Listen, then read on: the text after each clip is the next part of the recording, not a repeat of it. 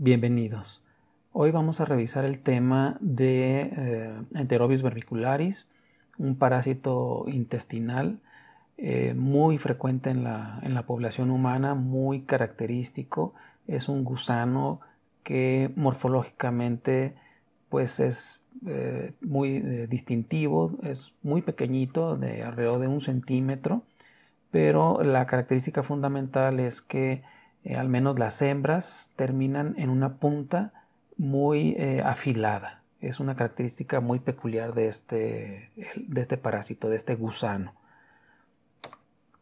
Es un nemátodo. Recuerden ustedes que estos gusanos nemátodos son aquellos que tienen el cuerpo cilíndrico. Y bueno, su microhábitat habitual es en el colon, específicamente en el ciego, en la región cecal. Coloquialmente se le conoce como oxiuro, que etimológicamente significa justamente el aspecto morfológico de este gusano. Cola en forma de punta, como lo vimos anteriormente, un extremo posterior muy puntiagudo. Es un gusano, como les comentaba, cosmopolita, se encuentra en prácticamente todas las regiones de nuestro planeta, incluyendo tanto regiones templadas, regiones cálidas, tropicales, incluso regiones de clima frío. Y bueno, pues es una de las helmintiosis más frecuentes en la población humana. Este gusano requiere solamente de 4 a 6 horas para que sus huevos pasen de fase embrionaria a fase larvaria, es decir, sean infectantes. Solamente 4 a 6 horas. De tal forma que no es considerado como un geohelminto. Recuerden ustedes que esa categoría de gusanos son aquellos en los cuales los huevos, por ejemplo, deben de estar en el ambiente húmedo, cálido, con materia orgánica y algo de sombra entre 2 y 4 semanas. En este caso, Enterobius vermicularis solamente requiere de 4 a 6 horas. Por esa razón no es considerado como geohelminto. Es exclusivo de humanos, no hay reservorios animales o en otras especies. Sin embargo, hay oxiuros o hay enterobios que de otras especies infectan a animales, pero son exclusivas de animales. Tenemos oxiurus en perros, en gatos, en equinos, etc. Es relativamente frecuente este género en diversas especies, de tal forma que Enterobius vermicularis es exclusivo de humanos. ¿Cómo son los gusanos adultos? Bueno, ya mencionábamos un poquito, son muy pequeños, las hembras alrededor de 1 centímetro, entre 8 y 13 milímetros de largo, y los machos, como en todos los helmintos, los nemátodos específicamente, pues son más pequeños, más o menos de 2 a 5 milímetros de longitud. Son blanquecinos y filiformes. Recuerden eso, que son muy delgaditos, como viene en esta imagen. Y también en muchos lugares se les conoce como alfilerillos, justamente por la naturaleza tan afilada de la morfología del gusano, delgados y el extremo posterior terminando en punta. Una característica importante de este gusano es que en la parte cefálica, en la parte de la cabeza, en la parte anterior, tiene 2 aletas cefálicas. Son 2 estructuras quitinosas que sobresalen del gusano a manera de orejas o de aletas. Esta es la imagen de una hembra con su morfología característica filiforme y el extremo posterior terminando en punta. Es de hacer notar que gran parte del cuerpo del gusano, de la hembra, está ocupado por el útero, y dentro del útero hay una gran cantidad de huevos en estado de formación. Se ve parte del esófago y parte del intestino. En este caso es una imagen de un macho en donde, bueno, se aprecia que también es de estructura filiforme, muy delgada, son más pequeños que las hembras, recuerden, pero la característica distintiva entre machos y hembra para la mayoría de los nemátodos es el extremo posterior que está curvo, que está enrollado. No termina en punta como en las hembras, pero sí está curvo. Aquí es donde se encuentra la espícula que utilizan para transferir los espermas a las hembras. Macroscópicamente se verían como en esta imagen. Son gusanos blanquecinos, pequeños, delgaditos y las hembras con el extremo posterior en punta como hemos estado señalando. En estas imágenes se aprecia la parte anterior del gusano. Tanto hembras como machos tienen estas aletas que les comentaba, ¿no? Estas aletas quitinosas en la cabeza, en el extremo cefálico, a un lado de la boca. Aquí está la boca con sus labios y estas serían las aletas cefálicas. En realidad son estructuras que se pueden ingurgitar de líquidos celómicos del gusano y de alguna forma le sirven para mantenerse anclados en la mucosa intestinal. No llegan a lastimarla ni a perforar la mucosa, pero sí le sirven como una estructura de sujeción. Los huevos son también muy característicos de este gusano, son ovalados, pero son asimétricos, sus caras son asimétricas. Como podemos apreciar aquí, una cara es plana y la otra es convexa. Entonces, eso es una característica muy importante de Enterobius vermicularis, que pues, les da un aspecto de D o como de una empanada o algo así, ¿no? Entonces, si se aprecian, pues son en realidad muy transparentes, muy translúcidos y miden alrededor de 50 a 60 micras de longitud. Son grandes. Recuerden que los huevos de gusanos son grandes. Y bueno, aquí hay otras imágenes. Lo que quisiera hacer notar es que frecuentemente dentro de los huevos ya se ven las larvas. Recuerden ustedes que se requieren solamente de 4 a 6 horas para que pasen de estado embrionario a estado larvario infectante. Entonces, en los exámenes de laboratorio, donde se buscan huevos de Enterobius, fácilmente se pueden apreciar las larvas en el interior ya formadas e incluso pues moviéndose. La otra característica que quiero resaltar es la pared de estos huevos tan delgada. En realidad pues son dos capas de pared, pero son muy delgadas, a diferencia por ejemplo de tricocéfalos, en donde la pared era muy gruesa. Aquí es muy delgada. Aquí se aprecia otro huevo con la larva ya formada. Esa característica de ser una pared muy delgada, pues nos pudiera hacer comprender que incluso para que salgan las larvas no se requeriría del ácido clorhídrico o de las enzimas gástricas para poder hacer el proceso de eclosión. Aquí podemos apreciar en este huevo cómo ya está saliendo una larva. Entonces es factible, es posible que puedan salir larvas sin necesidad de ácido o de la intervención pues, de las enzimas y el pH del estómago. ¿Cuál es el ciclo biológico? ¿Cómo es el ciclo biológico de este gusano? En realidad es un ciclo biológico también directo, muy similar al de Trichiuris trichiura, por ejemplo. Vamos a iniciar aquí con un hospedero, un individuo que ingiere huevos ya larvados, huevos infectantes. Aquí se aprecia la característica del huevo, un lado plano, el otro convexo y con su larva en el interior, translúcidos. Bueno, estos huevos son ingeridos, llegan al estómago, se reblandece la pared, en el intestino delgado se abre el huevo, sale la larva, infectante, y esa larva va y se dirige por todo el intestino delgado hacia el colon. Recuerden que ese es su microhábitat, específicamente en el ciego. Ahí se van a quedar y se van a realizar el proceso de maduración, desde larva L1 hasta L4.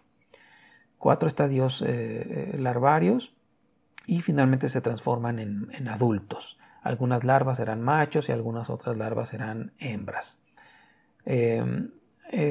Recuerden que utilizan las aletas cefálicas para mantenerse en esta región. Se mantienen anclados ahí en la mucosa del ciego. Machos y hembras realizan cópula, las hembras son fertilizadas. En el ciclo biológico de este gusano sucede algo muy interesante y muy curioso.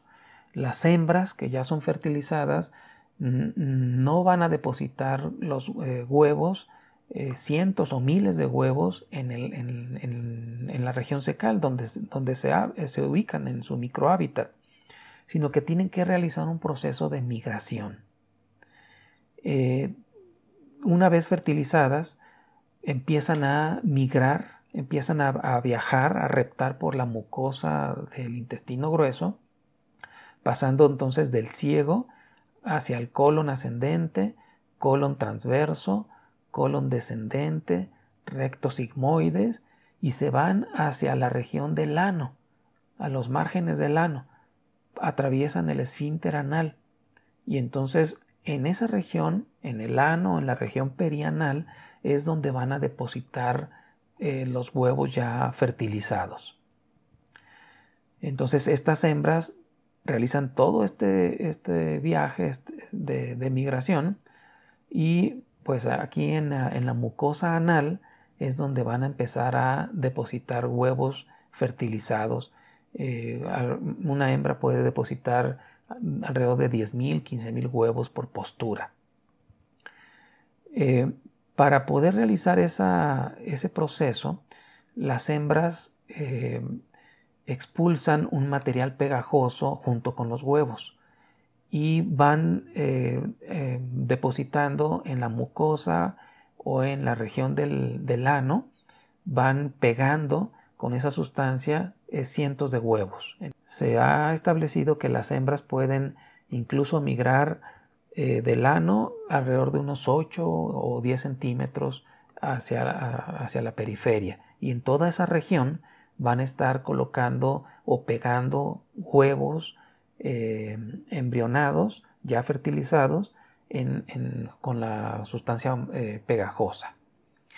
Entonces, ese movimiento que realizan las hembras para estar colocando huevos tanto en la mucosa como en la piel perianal, pues provoca cierta sintomatología en los pacientes. Ya podrán imaginarse estas hembras de 1 centímetro moviéndose en el ano y en la región perianal, la sintomatología que van a provocar, ¿no? Justamente es la sintomatología característica de esta parasitosis, de esta helmintiosis, el prurito, exactamente, la comezón en el ano, prurito anal. Ese es el dato clínico fundamental o característico de la enterobiosis. Y esta sintomatología pues se presenta justamente por el movimiento que está haciendo la hembra y el hecho de que está utilizando un compuesto pegajoso para depositar huevos en esa región. Esta sustancia también tiene efectos alergénicos en el paciente. La estructura química es alergénica y entonces por mediación química también va a generar comezón en esa región, prurito. ¿De acuerdo? Entonces son dos factores fundamentales: el movimiento de las hembras y el efecto químico alergénico de esta sustancia. Por otro lado, cuando esta sustancia pegajosa se empieza a secar, se empieza a contraer, y eso también genera un proceso de irritación en el sitio donde están colocada esta sustancia. Entonces, ahí en el ano, en la región perianal, ese es otro factor que va a ocasionar comezón. Entonces, el movimiento de las hembras, el efecto alergénico o químico de la sustancia mucosa y el efecto de retracción cuando se seca, todo eso provoca prurito anal. Y es un prurito anal muy, muy intenso que por lo general los pacientes no pueden evitar rascarse. Regularmente, cuando las hembras van a realizar el proceso de migración desde la región cecal hasta los márgenes del ano o la región perianal, lo van a realizar generalmente en la noche, cuando los pacientes ya están pues metabólicamente estables, aumenta un poco la temperatura y entonces en ese momento las hembras empiezan a migrar. Estas parasitosis se presentan en niños, es más frecuente en niños, como vamos a ver un poquito más adelante. Y bueno, regularmente pues cuando los niños se van a dormir, digamos entre 8 o 9 de la noche, pues es cuando las hembras ya fertilizadas reciben el estímulo para poder migrar. Les llevará un par de horas hacer todo el proceso de migración desde el ciego hasta el recto sigmoides y el ano. Entonces quiere decir que pues si estos niños se duermen alrededor de las 9 de la noche, digamos a las 11, 12 quizás ya hay hembras listas ahí en el ano, en la región perianal para depositar huevos. Acuérdense que inicialmente son huevos embrionados, todavía no son infectantes. Una vez que son depositados en esa región, se requieren de 4 a 6 horas para que ese embrión que está dentro del huevo madure y se convierta en larva y ahora sí sean infectantes. Eso quiere decir que alrededor de las 4 o 6 de la mañana ya el paciente va a tener huevos infectantes en el ano y en la región perianal que fueron depositadas por estas hembras. Estas hembras regularmente cuando salen más allá del esfínter anal pues ya no pueden regresar e invariablemente se van a morir. Pero durante ese proceso pues están moviéndose y están depositando estos miles de huevos en esa región. De tal forma que bueno, toda esta sintomatología de prurito anal tan intenso hace que estos pacientitos, los niños, se rasquen intensamente la región del ano y entonces van a depositar huevos de la región del ano a sus dedos, a sus manos, a las uñas de los niños, ¿no? Entonces, muchos también de estos huevos que estaban pegados en esa región, al rascarse el paciente, son desprendidos y bueno, van a caer a la ropa interior, van a caer a las sábanas, a las cobijas, en la cama de las personas. Y pues recuerden ustedes que 4 a 6 horas ya son infectantes, lo cual implica que generalmente en la mañana, en las primeras horas de la mañana, ya va a haber huevos infectantes en el ano, la región perianal de las personas, en sus manos, en las uñas, en la ropa interior, en las sábanas, en su cama, ¿sí? Entonces cuando se levantan, bueno pues si no tienen buenas medidas de higiene, los niños se pueden llevar sus manos a la boca o consumir alimentos con las manos sucias y entonces estos huevos ya larvados, ya infectantes, son ingeridos nuevamente y pues se realiza un proceso de autoinfección. Sin embargo, no es la única forma por la cual los pacientes se pueden infectar. Ellos mismos o los familiares, los que conviven en la familia, se pueden también infectar.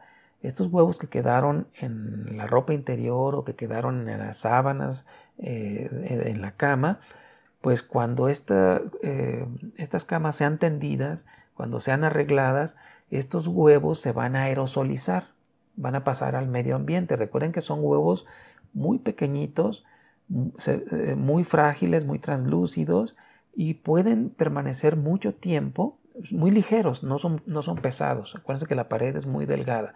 pueden permanecer mucho tiempo en el ambiente, en el aire, flotando. El movimiento de las personas, la circulación de las personas entre las habitaciones, pues hace que estos huevos permanezcan en el aire mucho tiempo. Y entonces las personas pueden inhalarlos. Entonces, por vía respiratoria pueden también ser una vía de transmisión de enterobius vermicularis.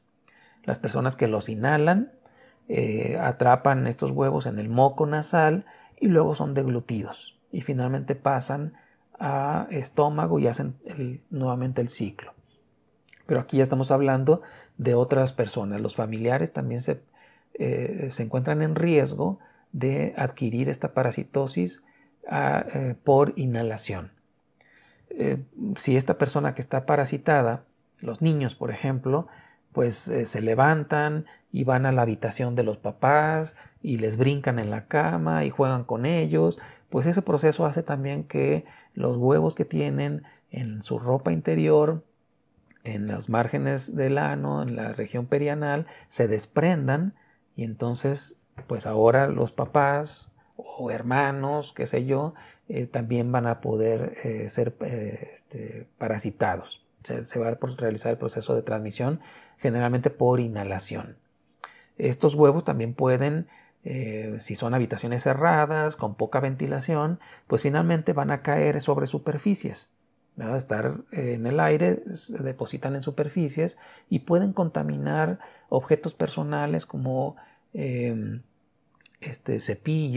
cepillos de dientes, recipientes, vasos que estén en las habitaciones, vasos con agua, por ejemplo, algunos alimentos que estuvieran ahí también se pueden contaminar en forma secundaria, las manijas de las puertas, etcétera, ¿sí? Que pues pueden contaminar a otras personas o parasitar a otras personas por ingestión al utilizar estos objetos, ¿no? O al consumir agua o alimentos que estuvieron en esas habitaciones. Entonces las principales fuentes de transmisión de esta parasitosis serían por inhalación y por ingestión. Por ejemplo, si estos niños que están parasitados van a la escuela, pues se pueden llevar los parásitos hacia las escuelas y entonces ahí mismo en los salones pues liberarse huevos que llevan en su ropa interior y salen pues a través de las faldas de las niñas o de los pantalones de los niños y contaminan el ambiente del salón de clases. Y entonces otros niños pueden inhalar o pueden ingerirlos si estos huevos contaminan alimentos que estén en el salón o las manos de otros niños, ¿no? Recuerden que pues, en nuestro medio generalmente los niños escolares pues suelen asearse, suelen bañarse un día previo en la noche, ¿no? Ya para que estén listos en la mañana, simplemente para evitar el tiempo, ¿verdad? La premura del tiempo, y entonces ya nada más se levantan, se cambian, se desayunan y se van a la escuela. Entonces, si las hembras depositaron huevos en la noche en la región del ano, pues estos niños se van a llevar los parásitos, las fases de huevos infectantes a los salones de clase. Entonces ahí es muy fácil la transmisión. Una vez que se presenta un individuo parasitado en una familia, pues muchos de los integrantes de esa familia se van a parasitar. Generalmente los adultos se parasitan, se infectan, pero por lo regular son asintomáticos. Donde hay más sintomatología es en los niños. Bien, vamos a revisar un video para que vean la forma en la que se mueve el gusano, una hembra de Enterobius vermicularis en la mucosa del recto sigmoides. En una endoscopía se hizo ese hallazgo y se ve cómo pues, realiza el movimiento pues, ondulante. Parece que hace movimientos al azar, pero en realidad pues, se va orientando hacia el recto sigmoides y hacia el ano. No se sabe muy bien qué mecanismos utiliza para esa orientación. Debe tener quimioreceptores, algún tipo de orientación que le haga o que le permita realizar esa migración desde el ciego hasta el ano. Entonces, ese movimiento ondulante es el que, pues al llegar al esfínter anal, a la piel, a la mucosa del ano, va a realizar el estímulo del prurito anal. Desde el punto de vista de la epidemiología, pues como les comentaba, es más frecuente en niños. Las edades entre los 5 y 14 años es más frecuente, pero también es una parasitosis de adultos. Solamente que habíamos comentado que tiende a ser más asintomática. ¿Qué factores de riesgo se tienen para esta parasitosis? Pues muchos están relacionados con fallas en la higiene personal, ¿verdad? El hecho de que, por ejemplo, exista onicofagia, comerse las uñas o chuparse los dedos, son factores de riesgo para esta parasitosis. El hacinamiento, es decir, en las escuelas, en guarderías, en asilos, en hospitales, internados, donde hay aglomeración de personas, se facilita la transmisión. Una persona ya parasitada puede diseminarlo a los demás individuos, ya sea por el aire o por contaminación de fomites que habíamos comentado. Dado que lo peculiar de este ciclo biológico, pues incluso esta parasitosis no está tan relacionada con los estratos socioeconómicos, ¿sí? Prácticamente todos los estratos sociales se pueden parasitar. En un salón de clases, cualquier individuo puede ser parasitado de forma accidental y nada tiene que ver con su nivel socioeconómico o incluso con su nivel de higiene personal. Al adquirirlo por inhalación, pues no tiene nada que ver si tiene buenos hábitos higiénicos, pero bueno, accidentalmente se pueden parasitar. Es diferente esta parasitosis a los otros parásitos que hemos revisado, a Trichuris trichiura, por ejemplo, en donde los huevos larvados infectantes pues pueden contaminar la tierra, los alimentos, agua, y entonces ahora sí pasar a los hospederos. En este caso no. Es una transmisión en donde pues los alimentos, la tierra, la contaminación de agua no tiene mucho que ver en este proceso de transmisión. Ya dijimos que es fundamentalmente por contaminación del ambiente en donde se mueve la persona parasitada. En los mecanismos de transmisión, solamente para puntualizar, ya hemos estado hablando de ellos, pues uno muy importante pues es la contaminación de huevos al medio ambiente, lo que comentábamos que pueden adquirirse por inhalación o por ingestión, ya sea porque estos huevos permanezcan en el aire y sean inhalados o porque se depositen sobre superficies y contaminen fomites, contaminen la ropa de cama, muebles, utensilios de uso personal, todo lo que mencionamos y que de alguna forma puedan nuevamente ser ingeridos o inhalados, en el caso por ejemplo de la ropa de cama o de los muebles. También se puede realizar el mecanismo, como lo vimos en el ciclo biológico, de autoinfecciones, el ciclo característico de ano, mano, boca. Otro mecanismo de transmisión son las retroinfecciones. Esto se ha demostrado, al menos experimentalmente, en la cual se ha visto que las larvas pueden salir en la región del ano y regresarse hacia la región del intestino grueso. ¿Sí? Quizás las larvas que puedan salir en los márgenes del ano, en lugar de salir a la región perianal, se regresan hacia la mucosa intestinal, al recto sigmoides, y entonces hacen una migración al revés. Se van colon descendente, colon transverso, colon ascendente y llegan a la región cecal. Y ahí se transforman en adultos machos o hembras. También se ha visto que bueno, la transmisión sexual juega un papel importante en los adultos y se ha visto también migraciones erráticas.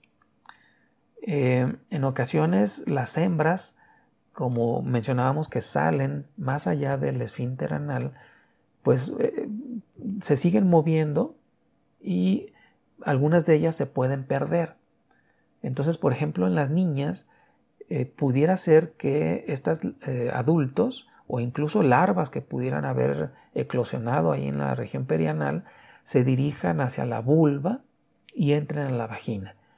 Y entonces pueden ocasionar cuadros de vaginitis, por ejemplo, porque pues recuerden que estos adultos llevan en su cutícula bacterias intestinales, provienen del intestino, ¿no? Entonces llevan en su cutícula, en el mismo intestino de los gusanos, llevan bacterias.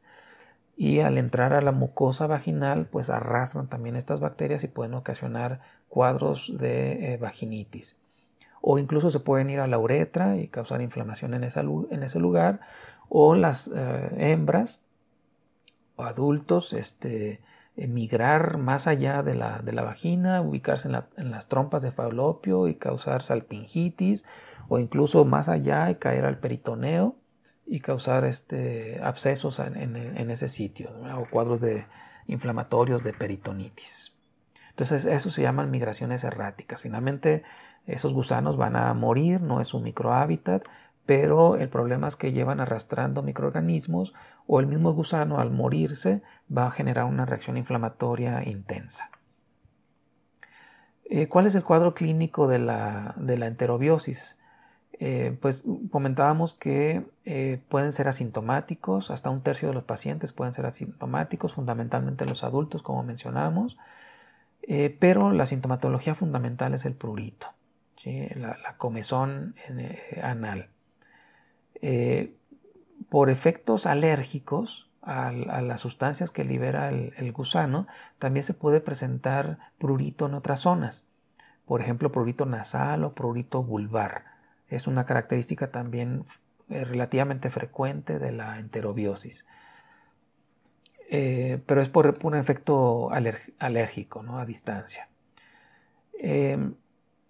También es frecuente que toda esta sintomatología que se presenta de una comezón tan intensa, frecuentemente en la noche, pues hace que los niños tengan insomnio, estén irritables, y eso pues genera problemas emocionales en los niños que incluso pueden afectar el rendimiento escolar. Pues imagínense ustedes que un niño que esté en su salón de clases y de repente empieza a sentir comezón en el ano, ¿verdad? Pues puede ser bastante incómodo. Quizás los niños muy pequeños pues no tienen tanto pudor y ellos se rascan la región anal sin ningún problema, ¿verdad? Pero niños mayores pueden tener ya pudor y pues no se van a rascar y van a tener ahí la sensación y no van a poner atención al maestro y pues evidentemente su rendimiento escolar baja. El bruxismo, que es el rechinido de dientes, y la enuresis, que es orinarse en la noche, en la cama, en la incontinencia urinaria, pues a veces se asocian a parasitosis y frecuentemente se asocia a Enterobius vermicularis. Más que por el parásito, es por toda la carga emocional que genera en los niños, lo irritable, el insomnio, pues pudiera estar asociado también a cuadros de ansiedad que generen el rechinido de dientes o la enuresis. Por eso los puse aquí en signos de interrogación. No son directamente cuadros clínicos asociados al parásito, pero secundariamente pueden presentarse.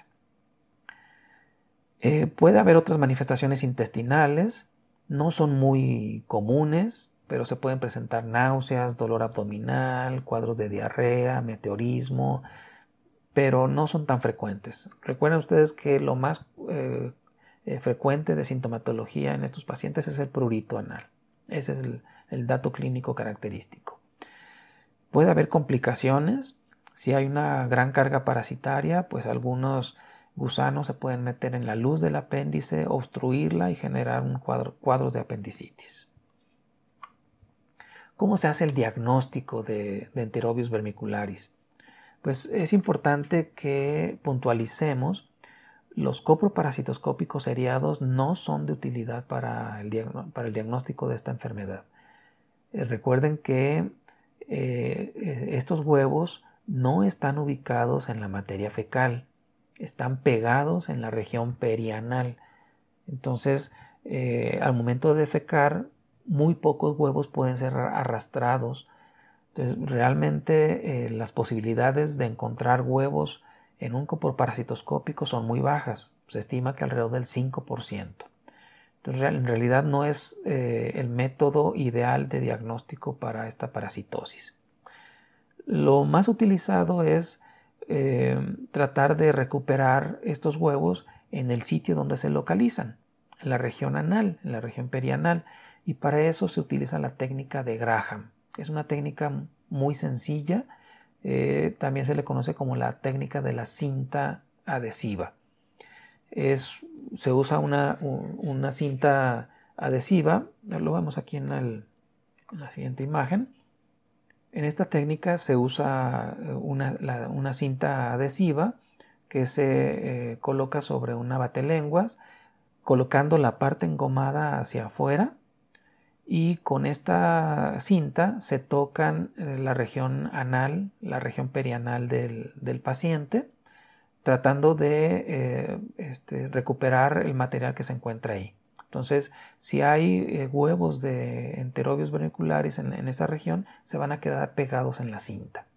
Posteriormente, esa cinta se desprende de la batelenguas y se coloca o se pega sobre un portaobjetos, haciendo las veces de esta cinta como si fuera el cubreobjetos. Se pega en el porta y se envía al laboratorio para su análisis.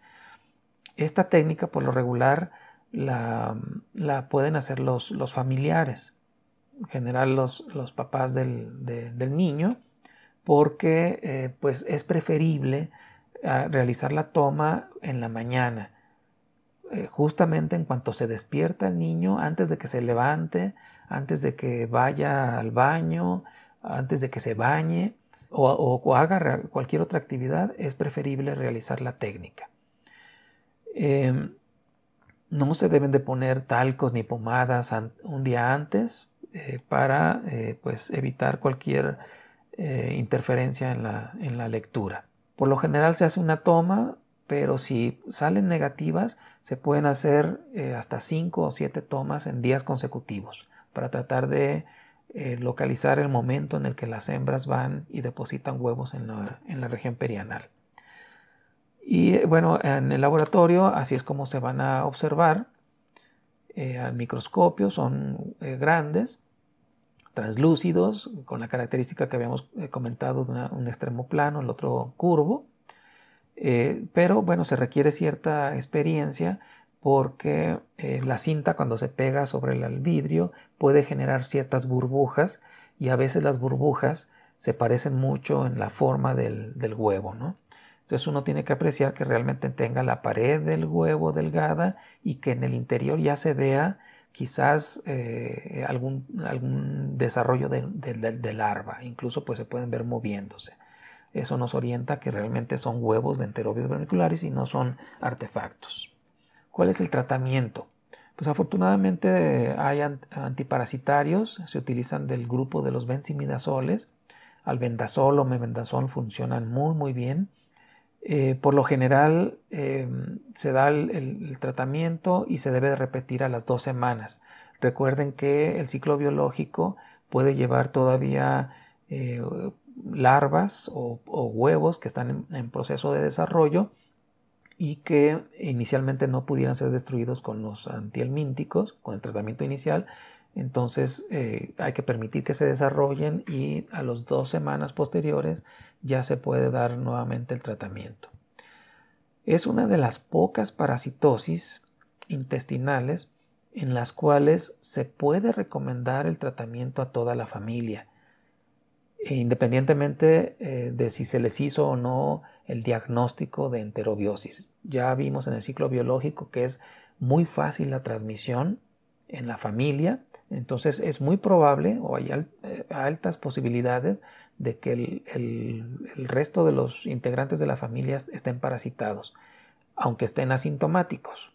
Ya dijimos que en los adultos generalmente es asintomático. Entonces, en ese caso, para esta enfermedad en específico, sí es importante que se dé tratamiento a toda la familia, ¿sí? Para evitar pues que los adultos puedan quedar asintomáticos y entonces van a estar repitiéndose los ciclos en forma crónica.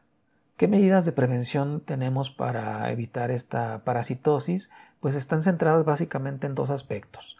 En hacer énfasis en el aseo personal, en las medidas de higiene personal y en el aseo de la vivienda. Recuerden que en estas parasitosis hay gran cantidad de huevos que están contaminando el medio ambiente, las habitaciones y en general el hogar de estas personas. Entonces, en esos dos áreas se tiene que centrar las medidas de prevención. Y una parte importante es educar a los familiares, a las personas que conozcan el ciclo biológico, que conozcan cómo se transmiten para que ellos puedan aplicar las medidas de prevención. No me gustaría desglosarlas por completo en este video. Preferiría que las meditaran y que en clase las discutiéramos. Que discutiéramos cuáles son las medidas que ustedes como médicos les recomendarían a los pacientes, a la familia, para mejorar su higiene personal y evitar que puedan parasitarse y para sanear el ambiente de su hogar. Entonces me gustaría que las discutiéramos en clases. Muy bien. Por lo pronto sería todo y les agradezco mucho su atención. Hasta luego.